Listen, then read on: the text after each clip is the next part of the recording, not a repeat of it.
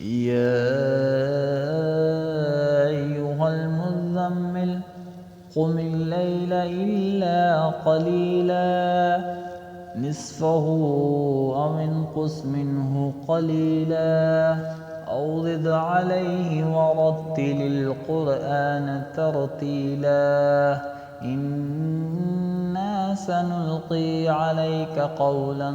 ثقيلا إن ناشية الليل هي أشد وطئا وأقوم قيلا إن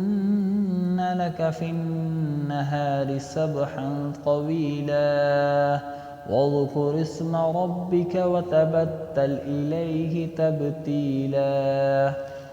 رب المشرق والمغرب لا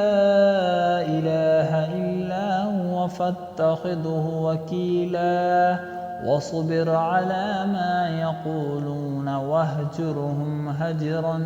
جميلا وذرني والمكذبين أولي النعمة ومهلهم قليلا إن لدينا أنكالا وجحيما وطعاما ذا غصة وعذابا أليما يوم ترجف الأرض والجبال وكانت الجبال كثيبا مهيلا إنا أرسلنا إليكم رسولا شاهدا عليكم كما أرسلنا إلى فرعون رسولا فعسى فرعون الرسول فأخذناه أخذا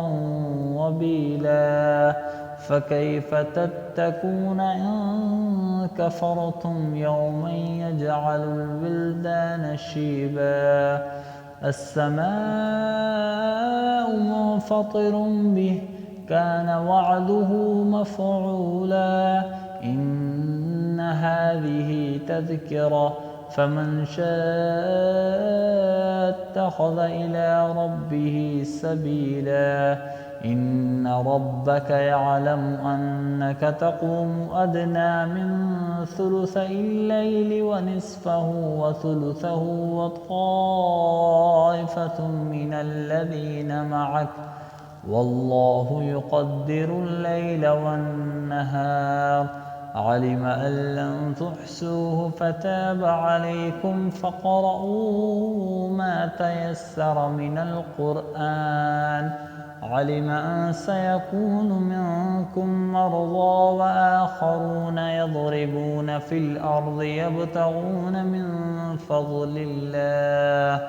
وآخرون يقاتلون في سبيل الله فاقرؤوا ما تيسر منه وأقيموا الصلاة وآتوا الزكاة وأقرضوا الله قرضا حسنا وما تقدموا لأنفسكم من خير تجدوه عند الله هو خيرا وأعظم أجرا